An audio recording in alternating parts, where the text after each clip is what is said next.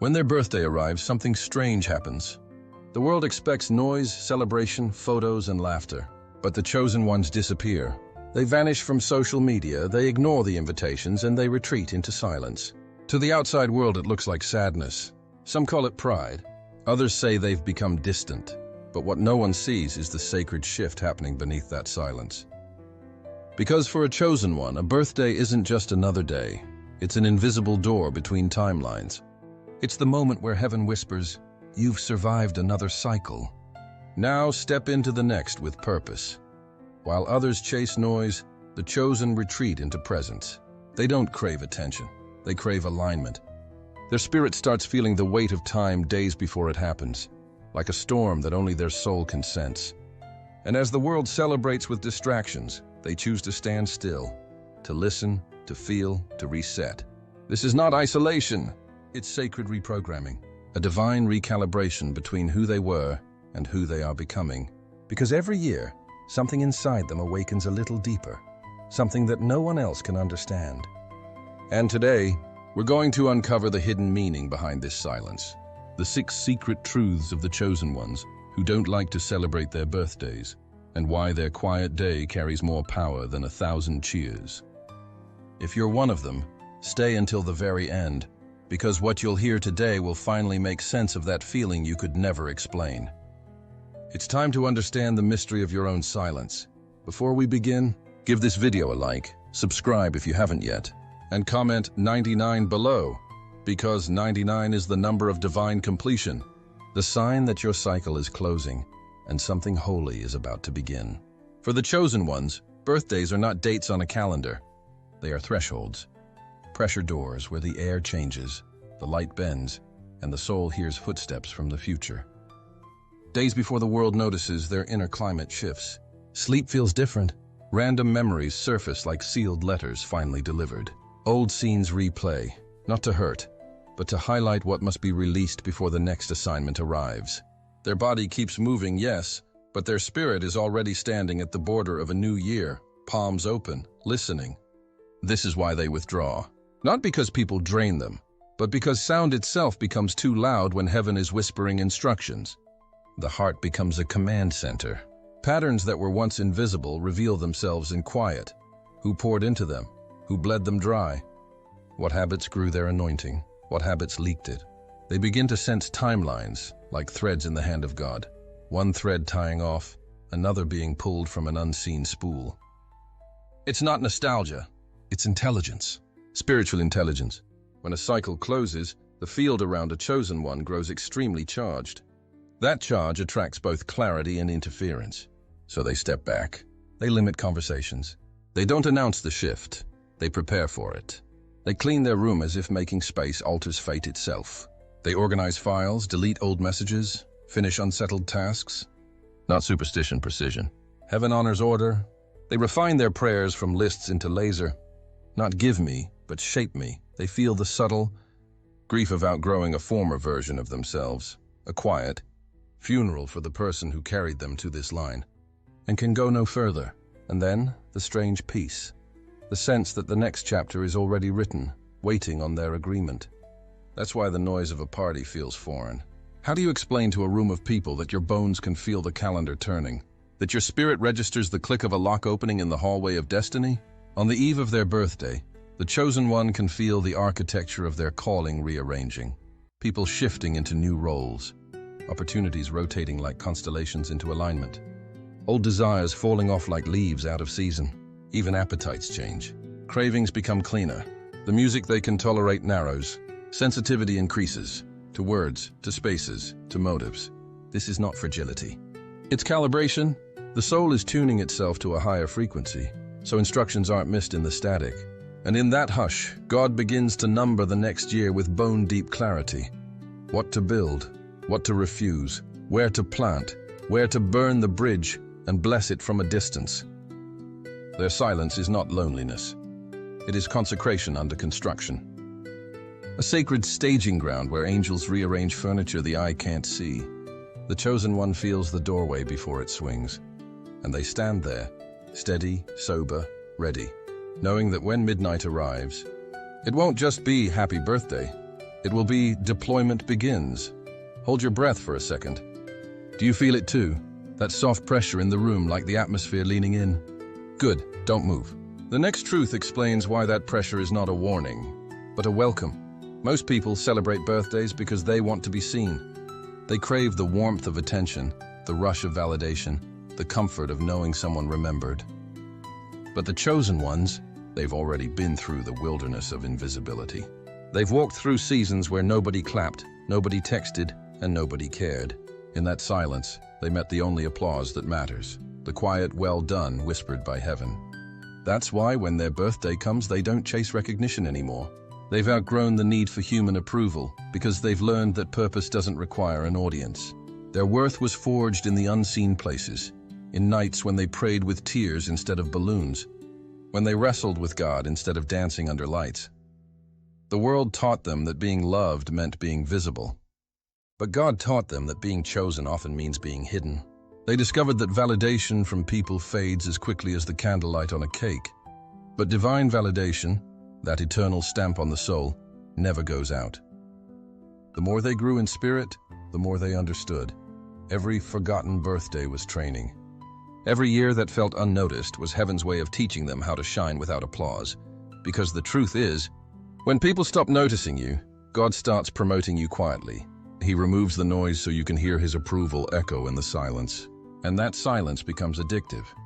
Not because it's lonely, but because it's pure. No masks, no performance, no pretending. Just presence. They don't post pictures to prove their worth anymore.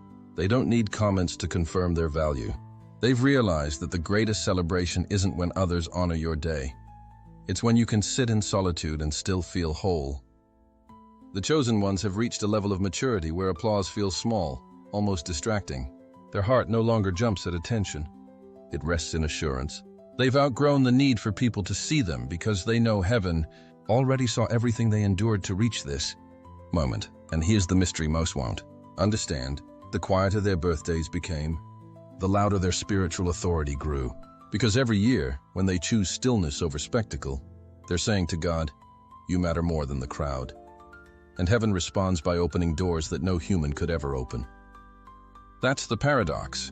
The moment they stopped seeking validation, they became unshakable. So when they skip the party, it's not rejection, it's elevation. It's not sadness, it's sovereignty.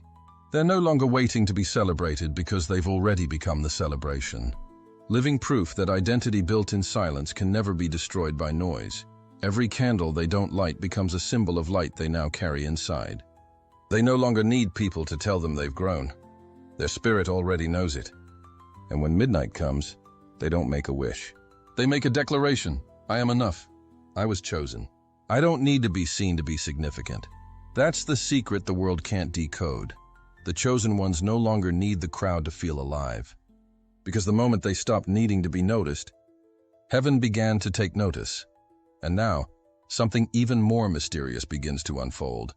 Something few souls ever experience. The next truth reveals why their silence isn't emptiness, but preparation for divine recalibration. For the chosen ones, birthdays are not a pause to be entertained. They are a command to realign. While the world dances under lights, they sense a sacred electricity humming beneath their skin. It's subtle, but undeniable. A vibration in the soul that says, something old must die so something higher can be born. Their birthday isn't a festivity, it's a reset. A recalibration of frequencies between their spirit and their destiny. Every candle they don't light becomes a spark igniting inward transformation. They're not avoiding life, they're purifying it. In these sacred hours, they feel heaven's hand reaching into the circuitry of their being, adjusting, rewiring, refining. This is why they suddenly crave solitude, fasting, or deep reflection. They feel an urgency to cleanse their physical space, to throw away what's stagnant, to reorganize the unseen atmosphere around them. Because they know, energy doesn't lie. Every object, every memory, every word spoken in their home holds a vibration. And when a new spiritual cycle begins, that vibration must match the new version of them. So they move silently through their day like priests tending to a sacred temple, their own life. They pray not to be blessed, but to be aligned. They fast not to suffer, but to sharpen their discernment. They journal to extract the codes of the past year. Every betrayal, every miracle, every hidden message that was buried inside the chaos. Because to the chosen one, nothing that happens is random. Every tear held data. Every delay carried an encrypted message. And when their birthday comes, they decode it all. This is why they distance themselves from noise, not out of pride, but out of necessity. The download must be clear. The next phase of their mission depends on it. While others drink to forget, the chosen ones go still to remember who they are, where they came from, and what heaven entrusted them to complete. Their silence is not emptiness. It's preparation for the next divine assignment. They can feel the old frequency trying to cling to them, habits that no longer fit, attachments that lost their purpose, thoughts that drain their power. Their birthday becomes the line in the sand where they choose differently. They break invisible agreements with pain, release people who no longer resonate, and welcome the vibration of new strength. And as they do, the universe responds. Opportunities begin to shift. Connections realign. A strange clarity settles in their chest, the kind that can only be born from obedience to divine timing. The chosen ones know that heaven updates their destiny like software. Each year carries its own codes, and if they don't reset, they risk running on outdated instructions. That's why they step back from everything external. They are syncing with their source. They let God erase old scripts from their spirit, overwrite their fears, and install fresh vision. It's not dramatic. It's divine maintenance. And while the world celebrates survival, they celebrate strategy, because they understand that the goal isn't just to live another year, it's to vibrate higher within it. Their silence is a ceremony, their stillness, a conversation. They speak less because they are listening more, and what they're hearing are blueprints for the future. The chosen ones treat each birthday as a reset button pressed by heaven itself. Not to start over, but to start deeper. Not to escape life, but to command it from a place of spiritual authority. So if you ever wonder why they disappear when the candles come out, it's because they're busy becoming the next version of themselves, the one destiny has been waiting for. And in that transformation lies a secret few ever notice. The moment they stop being celebrated by the crowd, creation itself begins to celebrate them. Because when they realign their energy, the entire universe adjusts its orbit. Now stay close, because the next truth reveals something even more mysterious: how time itself feels different for them, and why every passing year only multiplies their spiritual weight. To the chosen ones, time is not a clock, it's a covenant. They don't count years by numbers, but by assignments completed. Every birthday isn't a reminder that life is passing. It's a confirmation that heaven still trusts them with more. While others measure age in candles, they measure it in wisdom, in spiritual mileage, in the scars that became blueprints. The chosen ones walk with the strange awareness that time itself has a personality, that it watches them, tests them, and occasionally bends around them when purpose demands it. That's why they can't take birthdays lightly. They feel a gravity in the air that others mistake for melancholy. It's not sadness, it's sacred pressure. Heaven presses gently on their shoulders, whispering, "You can't waste this next cycle. Every hour matters." It's not about fear of running out of time. It's about reverence for what each new year carries within it. Each year comes encoded with assignments, lessons, people, and portals. Some are meant to be walked through, others to be closed forever. And the chosen one knows, one misstep can delay entire destinies. They see life like a divine manuscript written in invisible ink, and every birthday another line reveals itself. Sometimes it's a revelation about their calling. Other times it's a reminder of what they must release. Their awareness of time is prophetic. They can feel when something is expiring before it happens. They sense divine deadlines in their spirit, not from anxiety but from accuracy. When others say next year, the chosen ones feel the vibration of that statement and know if the window will still be open or not. That's how finely tuned they are to divine timing, and because of that, they live differently. Their pace is intentional. Their silence is strategic. They no longer rush into things just to prove progress. They wait for alignment. Because they've learned that being on time in heaven's calendar is more powerful than being early in man's. They understand that every new year of life is an invitation, not to add more, but to refine. So when their birthday arrives, they don't escape reality. They listen. They listen for codes, for assignments, for names that echo in the spirit. They journal not to record memories, but to record marching orders. They know heaven doesn't give time freely. It gives time purposefully. So when they wake up on their birthday, they whisper, "Thank you for trusting me with another year." Because for the chosen, another year alive means another chapter. Heaven expects them to write in obedience. They don't see themselves as growing older. They see themselves as growing sharper, closer, lighter. They feel the sands of time differently because their spirit operates beyond it. They've been trained by both pain and prophecy to understand that destiny is not about how long you live, but about how deeply you fulfill what you were sent to do. This awareness can make birthdays bittersweet. There's joy, yes, but also urgency. They sense the next set of instructions forming in the unseen. They can almost hear pens scratching on celestial parchment, writing the next phase of their journey. That's why many of them cry on their birthday without knowing why. Their soul feels the weight of another mission loading. It's not depression, it's divine sensitivity. Every year that passes, their connection to eternity strengthens while their attachment to time weakens. They begin to care less about numbers and more about impact. They start to understand what Moses meant when he said, "Teach us to number our days, that we may gain a heart of wisdom." Because the chosen ones know, to truly number your days is to treat each one as a sacred piece of eternity disguised as time. They sense that some years are for expansion, others for stillness, some are for planting, others for harvesting. But none are random, none are wasted.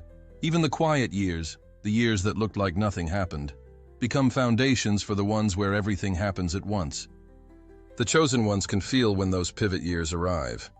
Their dreams shift, their atmosphere thickens, and they know heaven is accelerating something unseen. So they step into each birthday, not with fear, but with reverence. They're not getting older. They're becoming more precise instruments of divine will. And deep inside they understand, time bows to purpose. When purpose is fulfilled, time expands. When it's ignored, time collapses. That's why they guard their hours as if they were diamonds. Because to waste time now would be to disrespect destiny itself. And as the clock ticks closer to midnight, the chosen ones often find themselves staring at nothing, yet feeling everything. Their heart beats slower, their breath steadies, and somewhere between seconds, they sense it. The pulse of eternity echoing through their veins. That is when they realize they were never meant to chase time. They were meant to become timeless. Stay here, because what comes next explains why their solitude on this sacred day isn't isolation at all. It's divine protection, the shield between their growing light and the eyes quietly watching it. The moment a chosen one's birthday arrives, something unseen happens in the atmosphere. Their light, usually steady and controlled, flares brighter. Heaven acknowledges another completed cycle, another mission survived, another year of obedience under pressure. But that brightness doesn't just attract blessings. It draws eyes, invisible eyes. Because light, by its very nature, exposes what hides in the dark. And not everyone watching a chosen one's life watches with love. That's why they protect their energy like a sacred fire. What most people call paranoia, they call discernment. They've learned that visibility is double-edged. The same light that inspires the pure will irritate the envious. Every post, every announcement, every moment shared publicly becomes a signal flare in the spiritual realm, and not every spirit that sees it rejoices. The chosen ones understand this. They've felt the strange heaviness that follows when they overexpose their joy. They've noticed how certain people suddenly reappear around milestones, their words sounding supportive, but carrying invisible static. The chosen ones no longer ignore that frequency. Their spirit has been trained by betrayal, refined by false smiles, and matured by loneliness. They can feel energy shift before words are spoken. On their birthday, when their aura burns brightest, their spiritual perimeter tightens. They go quiet not to be mysterious, but to stay uncontaminated. They don't share their plans. They seal them. They don't broadcast their location. They let God hide them in plain sight, because they know this is the moment when unseen watchers take notes, when energetic thieves wait for an open gate. So they shut it, not out of fear, but out of wisdom. They may appear withdrawn, but behind the stillness, there is power. Their silence becomes their shield. While others celebrate by expanding outward, the chosen ones contract inward, anchoring themselves in the presence that has never betrayed them. They pray not loud, but deep. They cover themselves in declarations, in scripture, in protection codes that fortify their atmosphere. Some light candles, some walk barefoot on the earth. Some simply sit in the dark and breathe until peace fills every corner of their being. Whatever the ritual, the intention is the same: to guard the frequency of their soul from interference. Because the truth is, spiritual energy is currency. Wherever attention flows, energy follows. The chosen ones have lived long enough to know that not every wish of happy birthday is clean.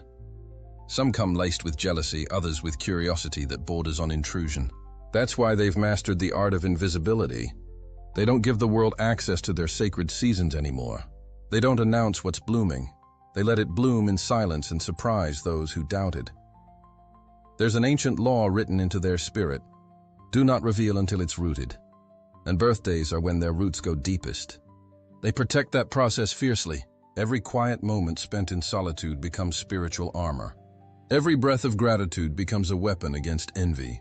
Every whispered prayer a boundary line that darkness cannot cross. Some might call it extreme. But those who have walked through spiritual warfare understand, when your light expands, the shadows don't clap. They converge. So the chosen ones learn to master stealth. Their power is not in showing, but in knowing. They can walk through a room full of smiling faces and feel instantly who came in peace and who came to siphon energy. Their discernment has become surgical, precise, silent, and absolute. And so, as another year turns, they withdraw, not because they fear the world, but because they know the cost of being unguarded. They honor the unseen by respecting the unseen. They don't need the crowd's noise. They need the cloud's covering. And while others are distracted by the applause of the visible, the chosen ones are busy securing the invisible, the realm where true victories are decided. Because protection to them is not about hiding. It's about staying holy. It's about making sure nothing, no praise, no presence, no shadow, interferes with the covenant between their soul and their source. So if you ever notice a chosen one's birthday pass quietly, understand, they are not missing out. They are being preserved. They are guarding the very moment heaven updates their spiritual blueprint. They are hidden, but not forgotten. Silent, but not still. And just when the world assumes they've disappeared, something powerful happens behind the veil. Because the moment they finish protecting their energy, heaven begins to release the reward. And in the next truth, you'll understand exactly what that reward is and why their silence always precedes divine manifestation. There's something the world doesn't understand about the silence of the chosen ones. It's not emptiness, it's incubation. When they retreat, when they disappear, when they go off the radar on the day the world expects them to be loud, something divine is forming in the unseen. Heaven is not ignoring them. Heaven is preparing to announce them.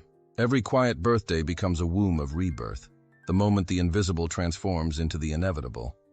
While others are counting gifts, the chosen ones are receiving downloads. While others are blowing out candles, they're breathing in instructions.